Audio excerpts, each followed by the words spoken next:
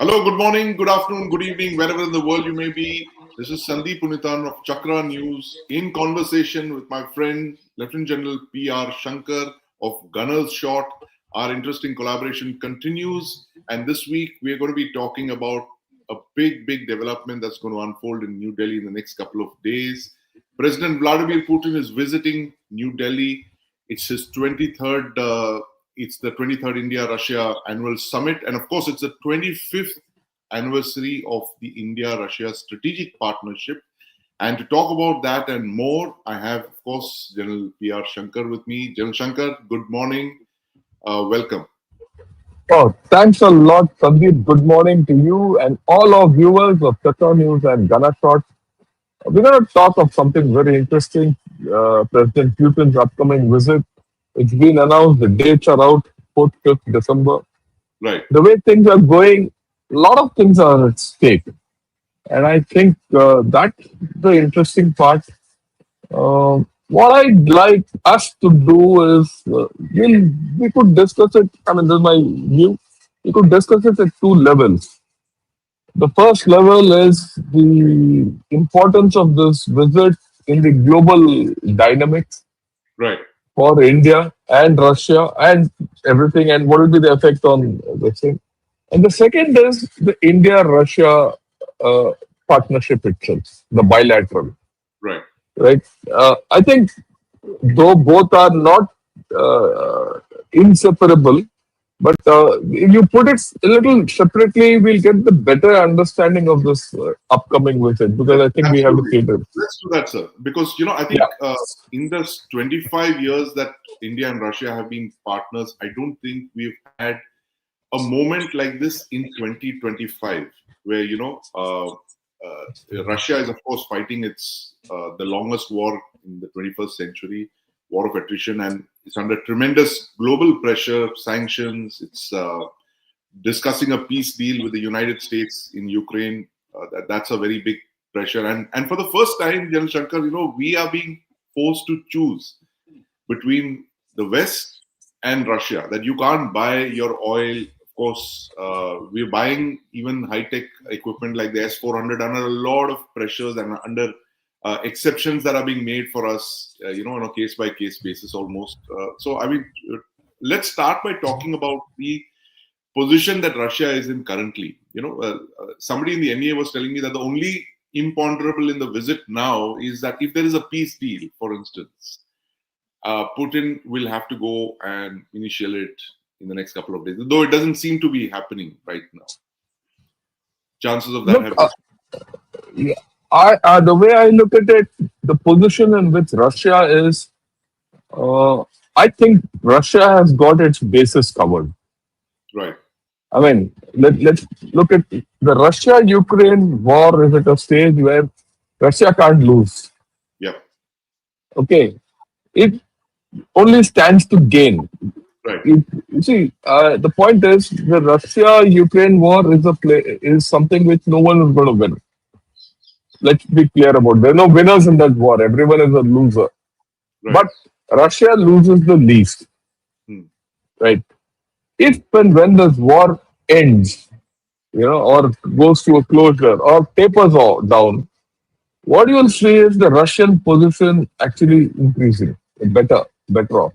Right. Because its position vis-a-vis USA would have eased out lot. Because that's USA's ploy, isn't it? To split China and Russia. Yes.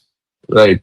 And some strain would have come automatically between Russia and China as a consequence of that, which is good for the India-Russia equation.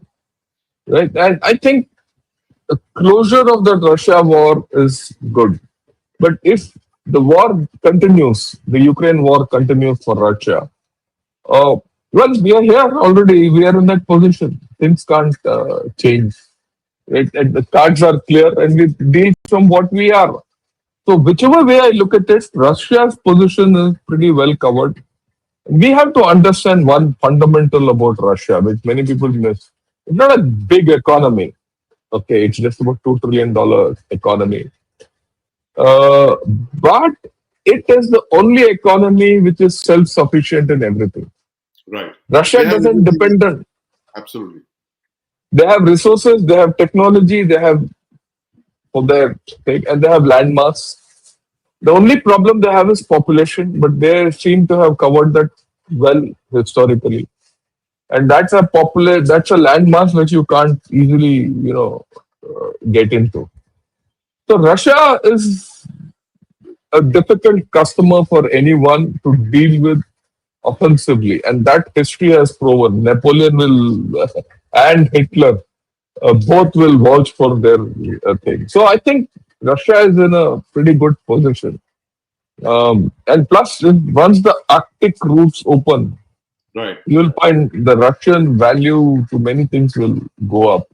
I want to And talk to you Russian, about the Arctic route in particular, sir, a little while later, maybe in the discussion, yeah, when we look at what's on the table between India and Russia. But yeah. So also feeling that the fact that Russia is in a strong position, and let's not forget they have actually sustained losses, horrible losses in men, material.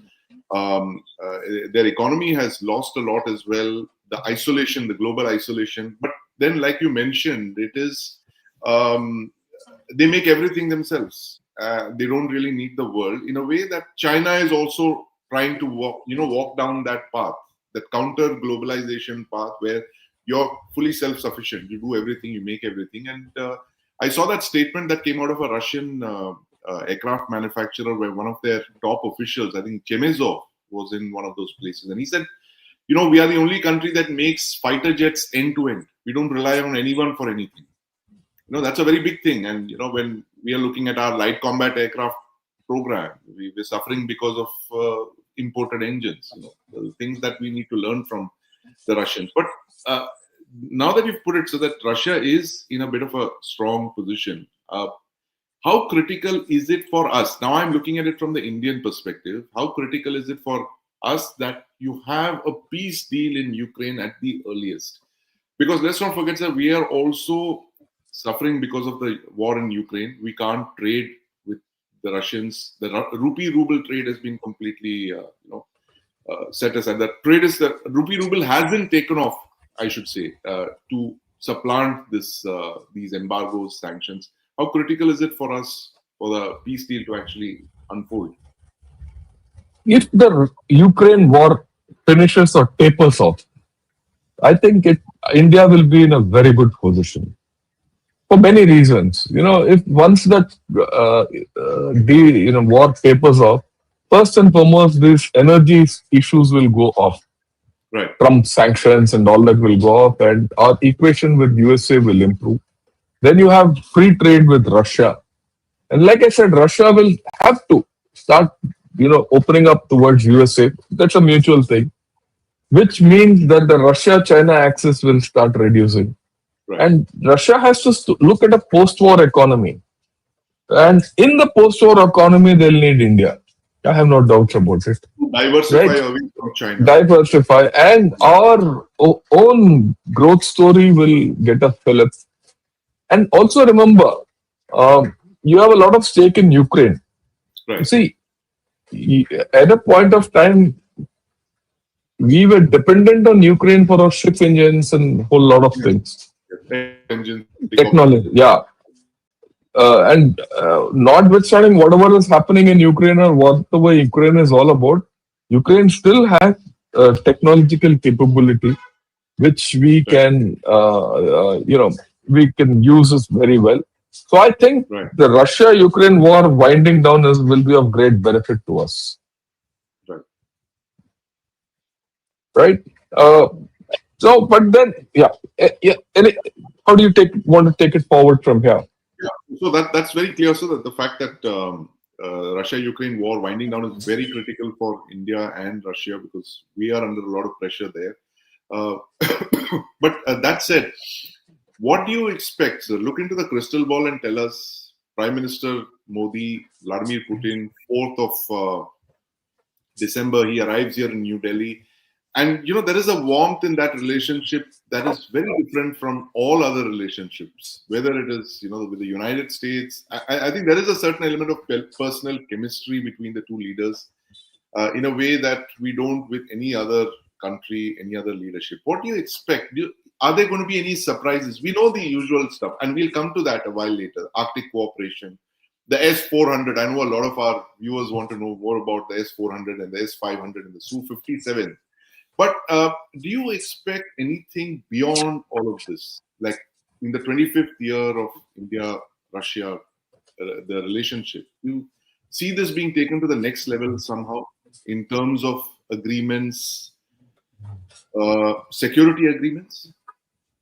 Look, this visit is important for Russia on many counts. I mean, don't look at it from just the agreements between for Su-57 or those things. Of course, yes. S-400 and all that. Look, for Russia, it's a great political achievement. Remember, Mr. Putin is still under sanction for getting a writ warrant is out and all that. While he could go to China, he could go to USA. The third country he's coming to is India. So politically, coming to India gives him that kind of a huge fillip, okay, which is important for Russia. And you have supported Russia in UN. Remember this. It's a huge payback for the time when USSR supported India going back to 71 and from then. So there's a huge pro quid quo in this whole story.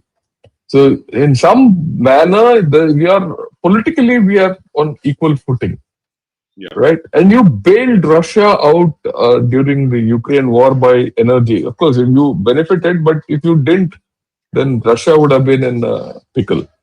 Right. So I think overall, this relationship has reached a plateau, but it's an important plateau. Right. And it's important that we remain at that plateau, right? This relationship is important to balance geopolitics also. Right. It's important for Russia.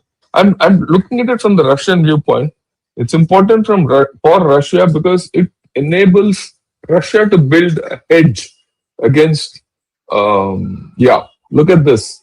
This is the thing. This cartoon is by a Chinese and it came out 2 years back and I've not let it go at all. The 4 big powers of the world as per the Chinese, and this came long back. I keep showing it, right? Are these 4? I can't make out. I can see Prime Minister Modi, Trump, Putin. Xi Jinping is very, that's Putin, is it? It doesn't look like it. It doesn't look like, but that's that cartoonist has put it. Yeah. This is Putin, Xi Jinping, Trump, and this thing. In fact, the original cartoon had Biden. This is of the Biden era, right? Right. But then what I did? I converted this into a matrix, a power matrix. A quad of sorts, yes. A quad of sorts, right? So this power chord, if you see the 4 big powers of the world at each corner, Russia and China have a lot of attraction along the diagonal. India and USA had attraction, but that's frayed. But I think that's at 50-50 today. Right. Well, the rest of the things you can make out from the arrows itself. The equation between Russia and... you've put in these 4 countries and you're clearly not going by GDP alone. You're looking at other comprehensive military you're looking at you're looking at a comprehensive thing, and that comprehensive power has come out in the power index, which is now, in social media. The 5 big countries in the 5 most powerful countries in the world, as per that. The 5th is Japan, of course, in this, right? And you have to understand, if you put Japan somewhere here, the matrix will change a bit. But understand, Japan is at odds with Russia and China, and it's playing out today. Right. Okay? Right. They have historical problems between Russia, China, and Japan. And between India, Japan, and USA, there's a historical alliance. Yes. So if you add that in, well, you have a geopolitical role to play. And this is something which people need to understand. And we also have to understand it in the context that despite everything, for the second quarter, India's GDP has gone at 8.2%. That's right. Right? Yeah, very encouraging numbers. Yeah, it's more than encouraging this quarter because you went through sanctions, trade got hit with USA, uh, nothing took off with China, a lot of issues. Despite this, despite all the roadblocks which you faced, you've grown at 8.2%. You can't be ignored anymore. You can't be stopped, Right. Right. right? And today, in these four countries, which is the country you trust most? No, India, without a doubt, it's Russia. Russia, right? You don't trust China anymore. I mean, you never trusted China. You never trusted USA also historically, right? You felt that you could get into a great strategic partnership. That's been destroyed completely. The way I look at it, the strategic partnership has been destroyed, which I keep saying. So, in terms of trust, you need Russia. You have trust in Russia. So, politically and from a trust point of view, and India-Russia equation is very important. And a lot of people look at India-US-Russia equation from their perspective. I mean, we can take this off. Right? Yeah, you look at it from a third country perspective. When they deal, a third country deals with these four countries plus Japan. What is the effect? They'll say, look, I'd rather prefer to deal with Russia, India, or Japan rather than USA and China. That's the global perception today. Right. Right. So I think in that, if India and Russia are aligned, the global projection is very good, and we can feed off each other's strengths. Right. Right. For example, uh, Myanmar. Myanmar, interestingly, has very good relations with Russia. Yes. It has right. It has good relations with us, and it has got into a good relation. I won't say good relations. It's got into a relationship with China, uncomfortable with it. So, Right. is there a case for India and Russia to talk about Myanmar? There are a lot of things in this whole story which are coming out. It's not just a matter of. So globally, there are places, the Middle East. A lot of people in the Middle East and Africa are more comfortable with India and Russia. Is there a way to leverage it? So I think in this visit, if you look beyond the normal, I think the global play of India plus Russia needs to be discussed. Right. Right. For that matter, what you can do in Africa, what you can do in the rest of Asia, right? I think if of the top 5 powers in the world, 2 are not trustworthy, right? And so people will naturally go to the other 3, and So, that's the alternative to the G2, you're basically saying a G2 alternative. alternative. And can that emerge out of this? I think that's the big thing I'd look at. Right. Interesting. So, but Russia has its own compulsions to continue. With the Chinese, they're very closely linked. They're almost the junior partner, as a lot of people are saying, with in the China-Russia relationship. But I think that's not giving too much credit to President Putin. He's a sharp player, and it's unlikely that he'd want to be second fiddle to anyone. I don't agree with this concept that Russia is the junior partner for China. Right. Look, I mean, I never agreed with it. This is the Western propaganda which came up, right? But the facts on ground are different. Right? Today, China is, Russia has got China on the leash. Let me put it this way. Because energy-wise, China is dependent on Russia. Technology-wise, China is dependent on Russia to a large extent. And then, of course, you see, China has managed to do something which no one else has been able to do. Pry North Korea away from China. Please understand, we don't often forget that global politics and dynamics there. today North Korea is more aligned to Putin than China.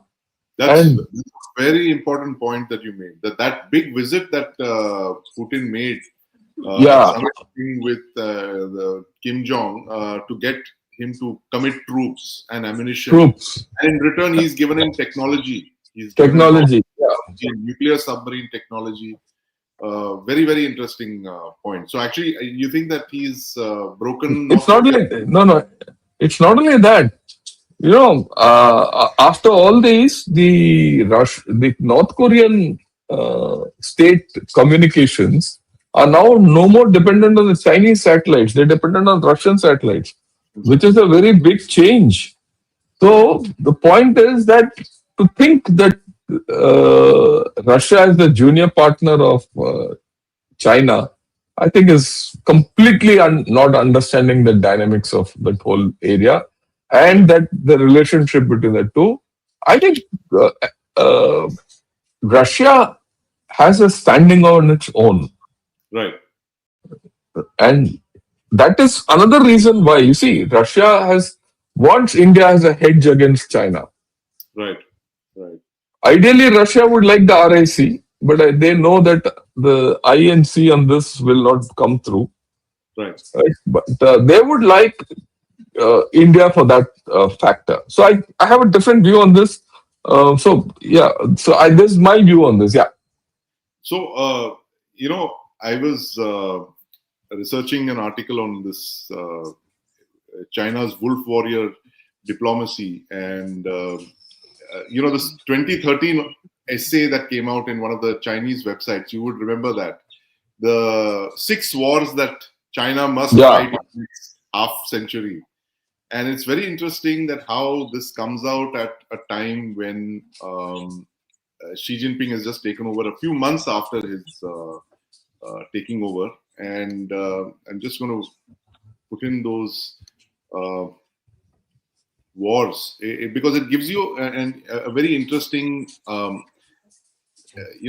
thing of how what the Chinese are actually thinking. At least the far right in the Chinese thing, their revanchist ideas yeah. of. The revanchist idea, it included Russia, it included India, it included Taiwan, it included Japan, I'm going to post and that this, here. Yeah, it is. fine. And yeah, the 6 wars. And China still eyes the Trans-Manchuria area, the Trans-Amur area. It wants to reclaim Vladivostok back from Russia, and it's not lost on Russia. I mean, Yes. let me put it this: Russia knows fully well what China is up to, Right. and not only that, sometime back, a couple of months back, there was a defection from China which went to Russia. A couple got defected, and they gave out the complete Chinese plan of how China wants to break Russia Right.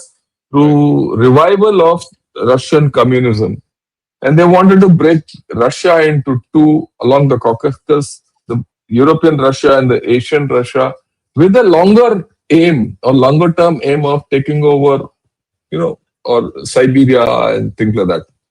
I mean, it's a far-fetched plan, but this plan got leaked, went to Russia, and then Russia did whatever it had to and told China in a different manner.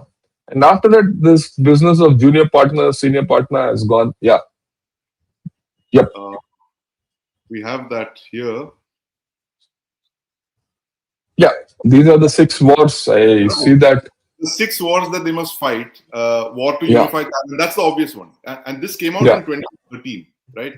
That is underway now on the timelines as mentioned, 2020, 2025. War to recover various islands of South China Sea. That is also underway in a sense, if you understand the way they are bullying their South China Sea neighbors. Then, of course, the war to recover southern Tibet. Southern Tibet is Arunachal Pradesh, according to them, according to the Chinese. yeah, The war to recover Dayutai and the Ryukyukus, that's the Senkaku Islands. That's 2040 to 45. So they're taking on Japan in 2040, 45.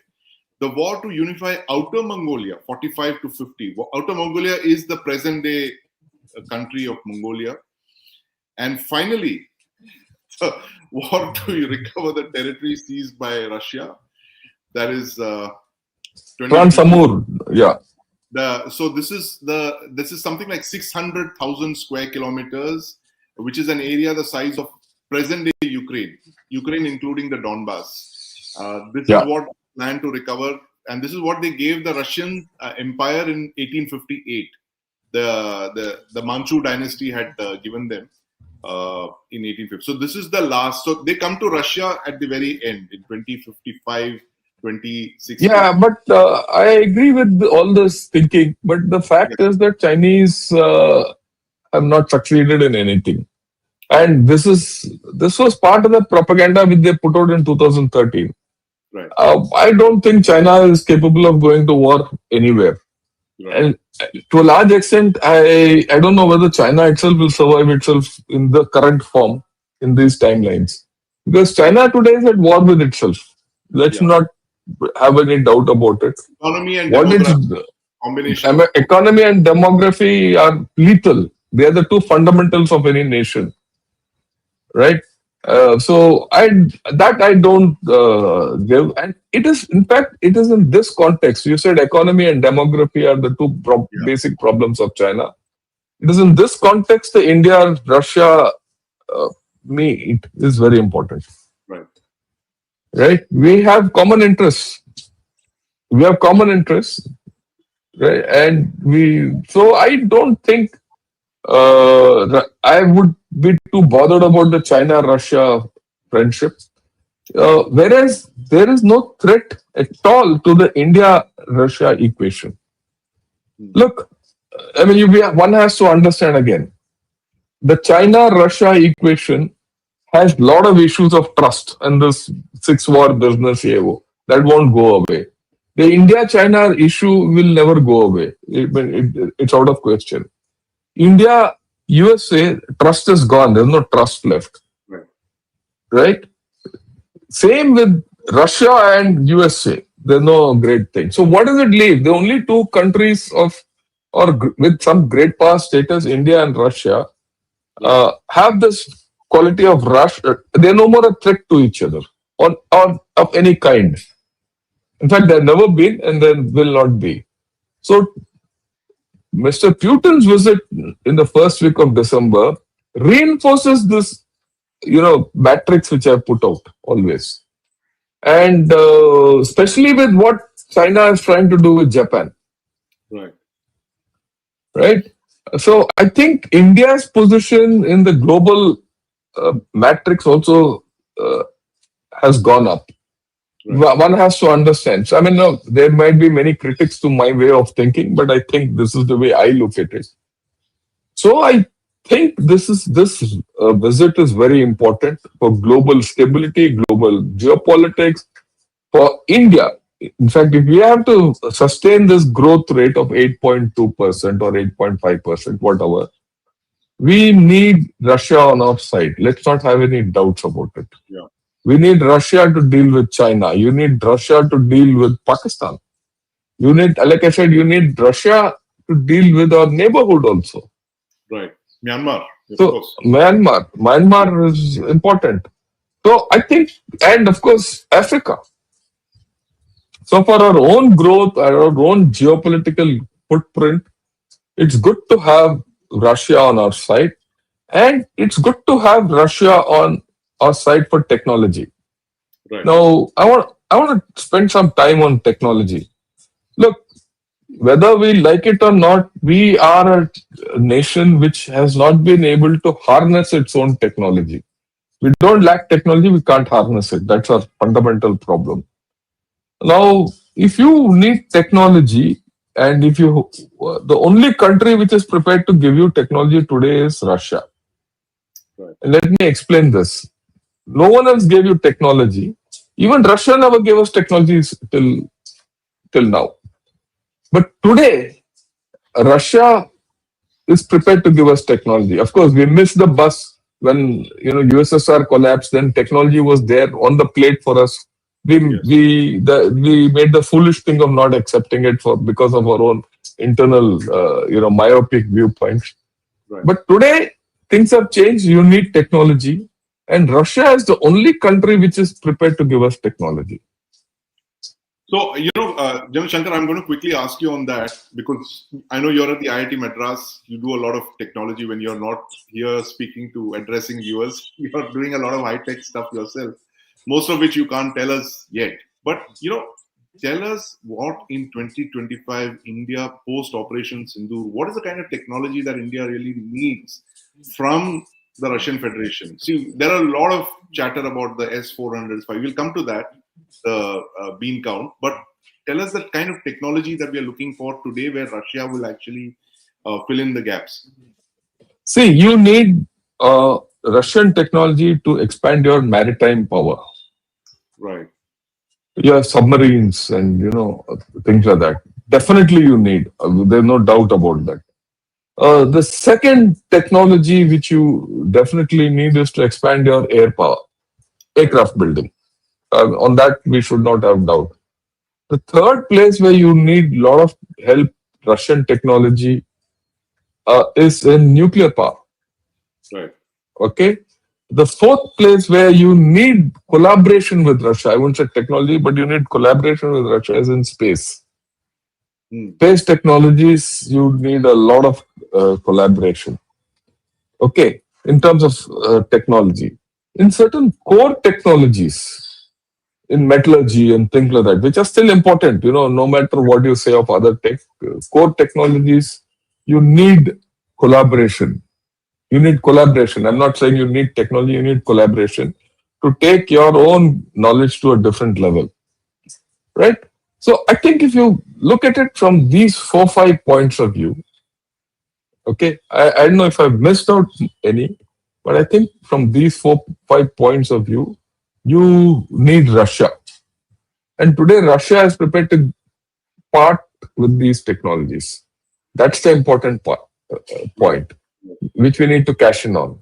And to that extent, I do hope something special comes out of this visit. Right. How interesting. When you said that, I was just visually imagining it. The space technology, at aircraft technology, that's fighter jets and maybe even commercial airliners. We are commercial airlines, engines, yeah. Then on the land and at sea, on the surface, that is that kind of technology. Then subsea, that is submarine technology, which we're already in very advanced level of cooperation with them.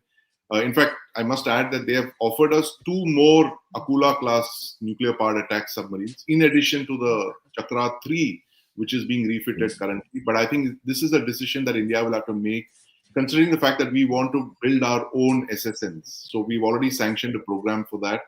So this additional thing will mean a cost of outgo of something like minimum 6 billion, if not more. That's for 2 more units, which will come in a timeline of roughly the time it will take you to, build your first submarine probably. And very interestingly, there is the Matsyayan cooperation as well for the deep sea exploration mission, the seabed exploration. So it is literally from the heights of the space right down to the bottom of the ocean. And it's that technology doesn't. We're not doing this kind of partnerships with any other country, I think. No one else will give you this. No one will. We got a lot of fillip from their space programs earlier, right? After all, most of our space programs, for example, go back to Rakesh Sharma.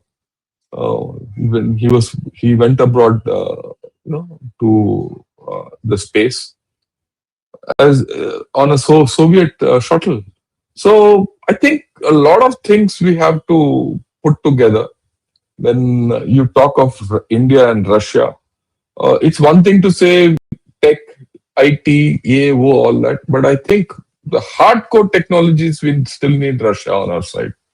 And we don't, let's be, one of our biggest deficiencies is the incapability of developing all these technologies for our own selves. It's not that we don't have, we have, we don't know how to put it together and do all that. So to that extent, I think if you go, get technology from Russia in a semi-finished form, and if with Russia you're able to, take it to the next level, I think we will be in a very good situation.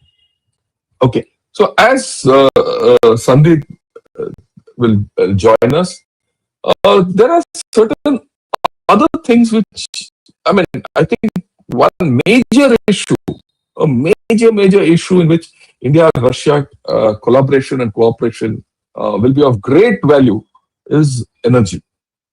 You see, it's one thing to say we are dependent on Russian oil and it comes cheap to us and things like that. But that story also is likely to change as we go along. Because if the Ukraine war finishes, Russia will find alternate markets, their prices will rebound, they will look at costlier things. That's okay, that's part of the thing. But what about tomorrow's technologies for energy, right? Whether you talk of even, say, I keep talking of thorium technology. That's why I said nuclear technology. So to harness thorium with us, uh, it's good to have Russia on your side, the nuclear part of it, because a lot of our nuclear capability is basically built on Russian technology if you go back into history. What about rare earths? We have adequate rare earths with us in our country. And these rare earths, the raw material is there. Now, to convert it into actual rare earths where you can use it at scale, again, you need technology. That technology today, yeah, you can get it from, Japan, fine. Uh, you might be able to get it from USA, fine. But also you need a hedge when you go into with Russia. So the connect between Russia and uh, China, sorry, Russia and India is pretty deep. Yeah, so as uh, Sandeep, thanks for getting back. I was explaining to everyone that we need Russia for rare earths. You need Russia for energy, Right. and especially nuclear energy.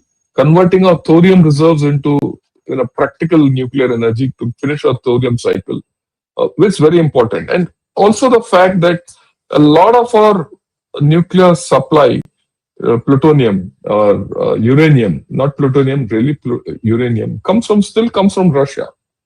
Um, Also, remember, even USA takes uranium hexafluoride from Russia. From Russia. So do we. Yeah.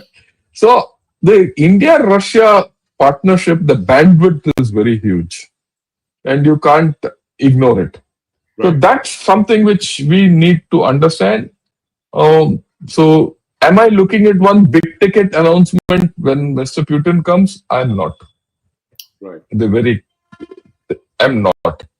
I'm looking at solidifying where we are, and I'm happy to remain at a plateau, which we are. Right. The chances of this going down are next to zero. Right. Right, less than zero. So I'm happy with what's going to happen. It's an important milestone geopolitically that to signal to everyone, look, we have options between the two of us. Right.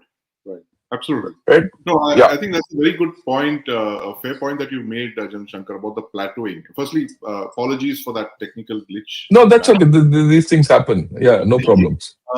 But you said that it is after 1991. This is our big moment. That at a time when we had a lot of options to absorb Russian technology, we didn't for various reasons.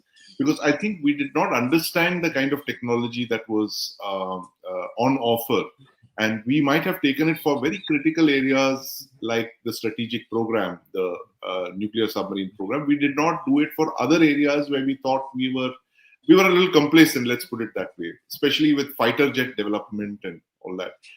But I wanted to ask you about this. We are in a bit of a crunch right now with the fifth generation fighter jet program. That seems to be the only area where we are a little, I wouldn't say, back, a little slow because the Chinese have taken a lead. They have two fifth generation fighters. They're working on a sixth. And it's very possible that they could sell Pakistan fifth generation fighter jets as well. Where do you see us and the Russians in on this? There's a lot of talk about the Su-57 transfer of technology, setting up shop here in India, license production, full TOT. That's what they promised us, full TOT, including the engine and all of that. You think it's an offer that we must grab, or we should continue with AMCA or integrate Look, AMCA? okay, that's a fair question, but I will look at it from a different perspective, right? First and foremost, what's the relevance of all these manned aircraft in tomorrow's war? Right. Stealth, no stealth, sixth, seventh, 10th generation. Is there relevance there or not? Okay, right. I think Op Sindoor, Ukraine war, and even the Iran-Israel war has brought all these things into the Right. focus, right? What emerges is if you have adequate missile power, even if you don't have full air power, or the latest aircraft, you can do with the situation, provided you have adequate air defense. Right. So I would give more credence to the fact that India. I mean, I'm talking of specifics. I would prefer to have a greater collaboration on the S-400, 500, and that, and develop our air defense capabilities. Because if you can develop your air defense capabilities and say have the capabilities to hit off the stealth aircraft, Right. you don't need the stealth aircraft, Right. right? And you have the missile capability to offset that. Right. That's what Sindoor proved to us. That's what the Iran-Israel war proved to us. That's what the Russia-Ukraine war is proving to the world even now. So I'm not too worried. But at the same time, you can't rule out the requirement of the next generation of aircraft. Right. So do you need a Su-57? Very a huge question mark, because remember, we were in the Su-57 deal to start with, and we pulled out. We pulled out because the terms and conditions were completely unsuitable to India. Can you rework that and go back? And I don't know whether it's even feasible. That's the way I look at it. Right? Can you get help for AMCA from them? I think that's a better route. Can you deal with the Russians? Say, look, I need this for my AMCA. Right? We are looking at engines from France and USA and all that. Why don't you get the engines from Russia? If you want to get the Su-57 from Russia, get the engines from Russia and develop your own. Right. Can you? So even in civil aviation, why should you depend only on Airbus and Boeing? After all, you at one point of time you flew those Tupolevs and ILs all over, and the huge aircraft. So the aircraft capability, the civil aircraft manufacture capability is there. Design, manufacture, everything is there in Russia. Why don't we get that? And go into a program on improving our aerospace capabilities in a different track altogether. It might take a little more longer time. I'm not bothered. We are okay, right? And so and then continue with the existing programs. So I think we need to relook at it. We need to have internal clarity on the fighter aircraft, civil aircraft, the whole thing, which for some reason, in all our discourse, we've not looked at Russia from that point of view. So I think this is a time when we can debate this and discuss this as to how can we relook at this whole story. Right. And take it forward. After all, you have a very successful joint production, design, everything in BrahMos. Right. Okay. And today BrahMos is making economic sense also. When you start selling it to Philippines, you do it tomorrow to Armenia or whoever. So what the investment India and Russia have put into this will start coming back. So similarly, can you do something for a fighter aircraft or a trainer aircraft, or for that matter, a civil aircraft? I would rather collaboration. Yeah, not necessary Su-57. Right. So not necessarily just the platform, but to collaborate on certain, core capabilities that you core capabilities. Yeah. like the long-range air defense missile project that we have as well.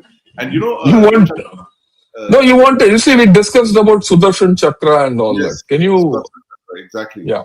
Stuff like that. And this S-400, S-500 missiles, because of their sheer range and their capabilities, they are actually offensive systems. They're not so much air Yes. defense systems. They are, because if you can shut off your adversary's air force, you can ensure that he doesn't operate anywhere. That's an offensive system, literally. So it's like, Yeah.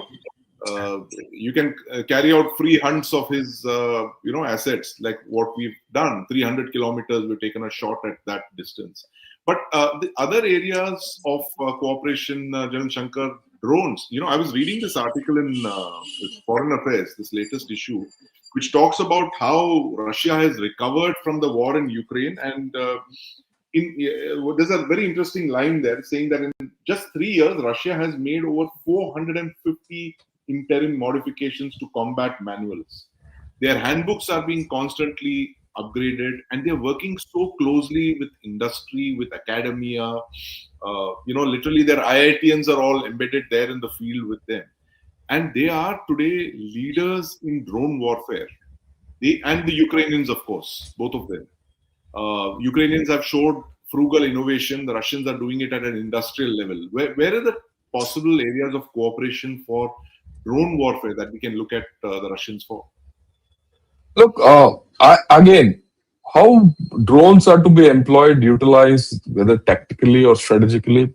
I think India is up to it. I had a recent, discussion with a lot of people in Army War College. Right. The sense I got was every unit has enough drones. There's no dearth of drones, offensive, and they have their own methods of employing them. And so I'm not too worried about that. I'm glad to hear that. It's a big thing. Our capability is far more than what we can think of. And the next thing is drone technology is changing every 6 months. Right. Right. So to that extent, to go into a equation with them for a particular form of drones and all, I don't think so. So, but what we need is a broad-based interaction, right? Broad-based exchange, and broad-based part of the aerospace thing as to what thing we can exchange for in this field. Right. This is a fast-changing field. Right. Right. And we need to build the capacity. What I would like to learn from Russia on this is how have they got onto this fast-changing roulette wheel, right? And how to stay on it. That is the more important thing. It is not a matter of how we get hold of a particular drone and use it and all. I think we need to understand how they've handled the situation, dynamic situation. Rather than the physicality of making drones and things, that I'm sure we have adequate. See, what one has to understand: drones are not that complex. Right. They're actually very simple platforms. They're simple platforms, and they're not complex. And at the end of the day, a drone is just a platform. The more important part is what you put on it. So that payload.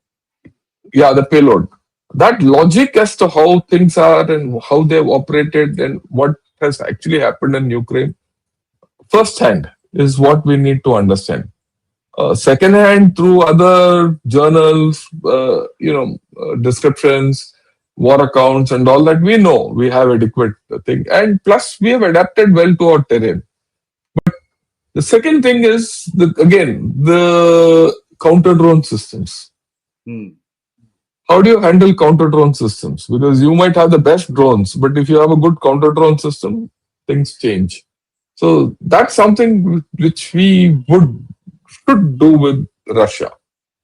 And at this point of time, I'd say, look, this is an opportunity where if you don't look at the specifics also, get the broad ideas and then move along in your own direction. Yes. So I think this visit has a lot to offer. Militarily, it has a lot to offer from an energy perspective.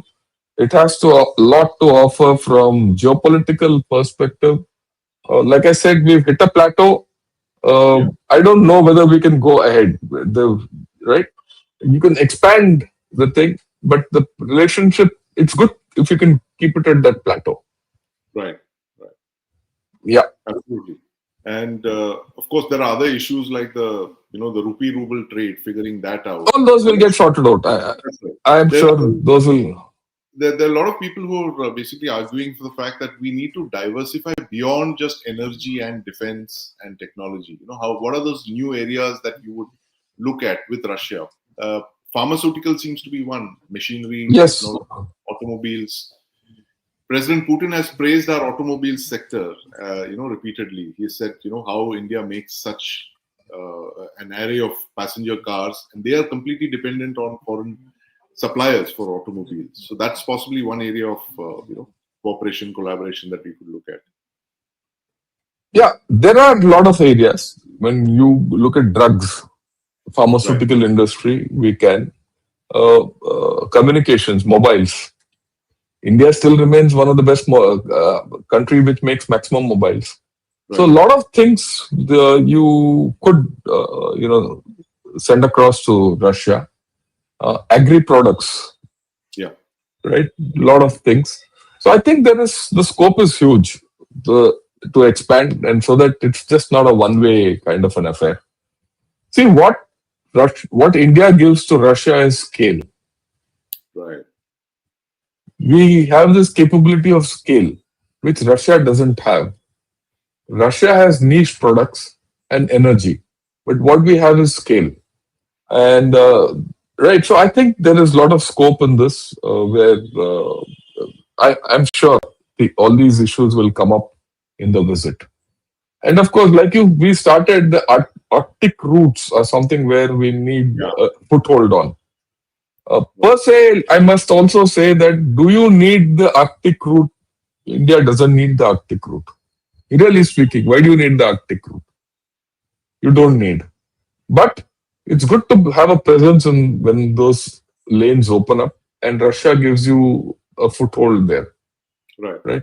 So I think, but that's in the future. That's about 15, 20 years ahead. And we also need to have some cooperation in the Antarctic, right. where we have our own niche capability in the Antarctic. So I think overall, I'm looking forward to the visit. Right. Same here, General Shankar. I mean, there is no international visit I have, looked at so closely and waited for so eagerly as the Russian visit, simply because of the sheer scale that you mentioned and the trust. When you're built on a foundation of trust, then the sky is the limit. That plateau, Yeah, you can build skyscrapers on that plateau that you mentioned. But if you want, General Shankar, I think you can take some questions now. yeah, we like that. There is Ravi who wants to know about an agreement. Attack on Russia will be regarded as an attack on India and vice versa. NATO kind of military relationship with I secret don't MOU. think that will ever come across. We'll never get to that. Because if Right, that was there, we should have, the ongoing Russia-Ukraine war itself would have provided the base. right. I don't think India and Russia will ever get into that kind of a story. The NATO kind of an alliance. That is Yeah, what we'll never have it. Yeah. Father is also asking as well. No, we'll not have that kind of alliance. But look, today the alliance required out of Russia and India are different. That's why I explained the geopolitics in that matrix. We Yes, need each other politically. We need politically. each other. Yeah, we need each other from a lot of, India and Russia hedge. Right. This relationship provides a hedge for many people, and it provides a hedge for our own problems, each Right. other. So that's IR, why the yeah. IR uh, Kiran Ramakrishnan Su-57 deal will be signed with dot S-400. Very possible. But Jen Shankar was saying this S-400 is more likely. And there, I think the original deal was for what, 10 or 12 systems, General Shankar, back a decade ago, which Yeah, was Mr. Parikar asked for it to be reduced because the outflows reduce of and all that. 5 But billion. now I think you need more, and Yeah. we'll get there. Right. Vishwanathan Bangalore says that China has occupied large areas of its border with Siberia and inhabited with its civilians and military, and Putin is silent. I don't think it is occupied large areas of Siberia. There is a large Chinese presence there simply because of population, and the Russian side of the Amur is very thinly populated. That's the difference. Yeah. Pugalski, Ukraine war was significant step in reining in those bankers. Okay, that's a statement, comment. Gratitude to Maharati. That's General Shankar. I respect. Oh, no, both of us. Thank you very much. There is.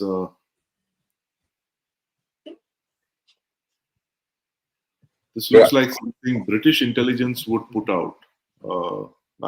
I don't think so.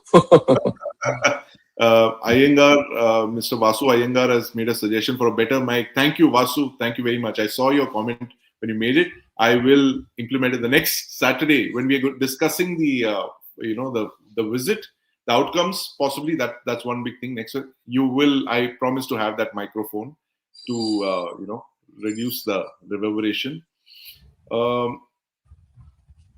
North Korea is the Sparta of the East. It rejects everything Western, not some big player. Theological center. Well, yes. If you say so. They were clueless. Netanyahu was supposed to come after Putin, but he postponed. Internally, our intuitive security apparatus is working overtime. Are they all related? Yeah, it is. This I know because I've been asking around about this. It's a fact that Prime Minister Netanyahu is to visit. That visit is being worked out between the Israeli government and the MEA, and I think we should see a timeline for that very soon. December, we were told either December or maybe even Jan. So that visit is going to happen. That's the next big international visit of a head of government. The US-China G2 is a challenge to India. How does Russia perceive the possible US-China geopolitical rapprochement? Good question. I'm sure they do it the same way as we are doing. And that's one of the things I spoke of. We are a hedge. Yes. India, Russia, Japan. Hedge G2. Hedge okay. To the and right. Yeah. Solid HG. We need micro reactors for military as well as industries for energy. Of course we do. No doubt about that. And that's a point that Vivek Berry also seems to make about nuclear reactors for power and a nuclear power station in Andaman and Nicobar. Absolutely. Cannot emphasize this more. Point about Russia is not a big economy, but it has less population, self-reliant in defense. Yeah, we spoke of this. Yeah, we did. Yes, it's not a big economy. They have an issue with their population. That is a big thing. And Ashish Hegde says we may need Su-57 as a hedge against the AMCA. Yes, we mentioned that. Possible collaboration on the AMCA itself. Yellow Flash is asking the same question. Are we going to be ordering the latest Su-57? Collaboration, something to get the AMCA, because the AMCA for us is far more critical than the Su-57. So the jury is that we might buy one or two squadrons of the Su-57 because they're very similar to the Su-30 in a lot of respects, but we will push the AMCA. 2 Pakistani subs with missile launches with China type sub are deployed. So we're 10 years behind Pakistani. Well, Pakistan not a very serious threat naval wise. I mean, the Pakistan Navy, I must say here, can be taken out by the Indian Air Force and the Indian Army before it even sails out to do battle with the Indian Navy. So that is there. The BrahMos NG pre-ordered is a big hit weapon. Yes. No point mass producing drones. Well, Russia has done well for itself in mass producing drones of the Shahid variety. They have this massive plant in Tatarstan, which is producing them like sausages. That is a technology that I could possibly look at the Russians for, this mass production scale. Post the intelligence leakage exposing Chinese plans on Siberia, China is scared post Lavrov's threats. Can we still consider Russia as China's sub? No, we No, absolutely. Russia will not be anyone's subordinate. That's very clear. Isn't Russia importing drones from China and Iran? They got the tech from Iran, the mass production technology from Iran, and today they're outproducing the Iranians in drones, and they're even deploying them in numbers that no country has ever done, in the hundreds. I have respect for India. I know why you love Russia so much, because they were there at a time when India was isolated. So the communists help you with weapons, and you are the largest democracy on earth. Well, there is a dichotomy in what you said, but we are a democracy, and we will get our security from the country that we choose to. That's what we've done in the past. How long will for 1 million drone capacity production in India? Good question. We have this capacity. Look, I told you, it's not a matter of capacity. Capacity is coming. It's a matter of time. And you don't know when this capacity will just jump itself. So I'm very optimistic, yeah. We can focus on engines, motors for different scales of drones as opposed to mass producing drones. Of course. Creating a lot of components, buying it on scale. Praying for the Tejas Ghatak combo as well in 2027. Yes. Yeah. Please increase the likes and share maximum, and do subscribe to join. Yes, please. All of you, please like, share, subscribe, not just to Gunner's Shot, which is the best channel out there for defense matters. Oh, no. Because General Shankar, there are others. But Chakra as well. So do follow us, like, share, subscribe. Russian rough diamond trade is directly providing thousands of jobs in India. Yes, actually. And that is another area of potential collaboration. This one, Russia has vast quantity of rupees from the Soviet days. Why not provide structure facility to invest that capital? Yeah, that's been. I think we will see. That's part of the goal. We'll see that. We will see it next week. The opinion about India-Afghanistan relation in current situation. Yeah, it's good. It's good, very good, in fact. Very good in Russia, and Pakistan is worried about it. Yeah, right, exactly. We should have an assembly line of auto parts and auto cars, scooter, and Andaman, so it's also motorized and mobile. Well, yeah. You just Su-57. You just heard General Shankar talk about it. We did discuss that. If Bangkok can have a population of 15 million, so should Andaman also. Yes, absolutely. I agree with you. And General Shankar, if you consider this at some point, we should talk about the Andamans. We'll talk of it. It's part of our country. And we'll talk of it. We're not keeping it that way. Russia has already been investing their INR into India for many years, since the RBI have started providing escrow account services for international. It is investing it, but not in the kind. They're sitting on tons of scope in their thing. Russia has less girls. Okay, there is a population imbalance there. Yes, that's a fact. Do we need S-500 as China has been? Yes, we need the S-500 as well, it looks like, though we have to balance it with our own program, which is the indigenous Kusha. India will go for Su-57 or Su-75. Su-75 is a single engine. Yeah, let's see. We'll see how it goes. There's no point second guessing it at this stage. Yes. There's a lot to expect from this. And I think our diplomats are working hard to, balance expectations. This point, of course, it's an observation. We discussed that. India needs to work with Russia on. Without that, it's just copper wire wound around a magnet, right? And I think we're at the end of it. Shankar sir, today morning China's podcast was fantastic. General Shankar, you had another podcast on China. No, I didn't have a podcast on China. This was one which I did earlier. Whether China will go for war. Will China can wage a war? Right. I did this about 2 weeks back, and I put it out again because I have a habit of putting this out. Even this podcast we are doing, I'll put it out after 2 weeks, because then people can view it reflectively. Reflected. Oh, okay. Okay. Okay, and it has a lot of value. So, and Yes. then of course, those people who probably initially missed it can have a look at it. Right. And in that, I've argued, the problems of why China can't go to war. Hmm. And it's very important in this context today that China doesn't have the capability to go to war. Much as what it's talking about Japan, Taiwan, and all that. Right. If China goes to war, there's a good chance of China collapsing. Oh, okay.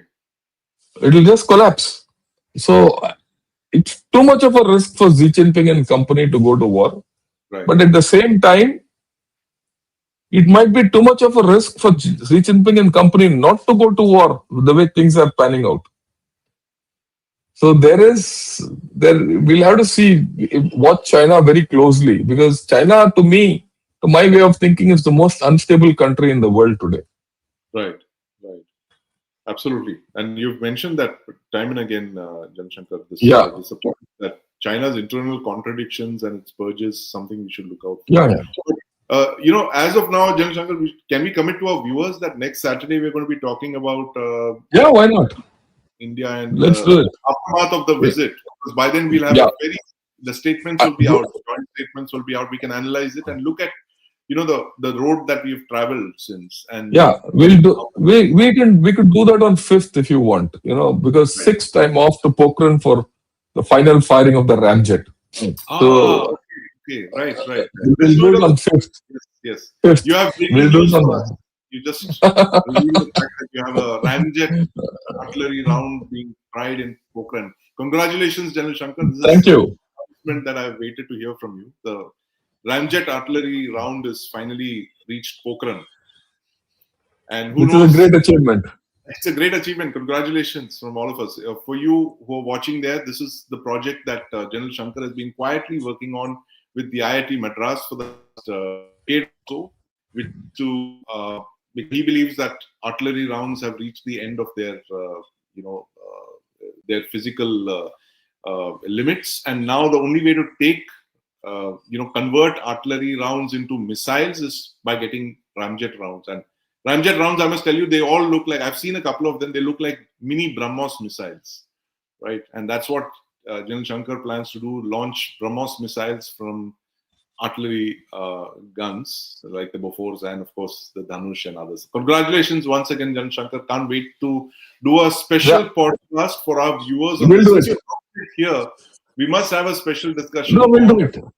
When this whole thing will finish, because what's happening is we're going to fire on 8th and 9th. Come back. I have to go to the artillery conference and the reunion. The day I come back from the reunion, we'll have a podcast with you. Done. So we've locked in that thing. The two discussions that we're having on the 5th, we're going to talk about the India-Russia relationship, and the joint statements would have been out by then. And the 8th is when we'll talk about ramjet artillery with General Shankar. Thank you very much, General Shankar, for joining us. Thanks a lot. And for all of you out there, please like, share, subscribe. Nana's Short, and of course, Chakra News. Keep the love and support coming. And we'll see you again, same time next week. Jai Hind, and have a great week. Same. Jai Hind and have a great weekend. Yeah.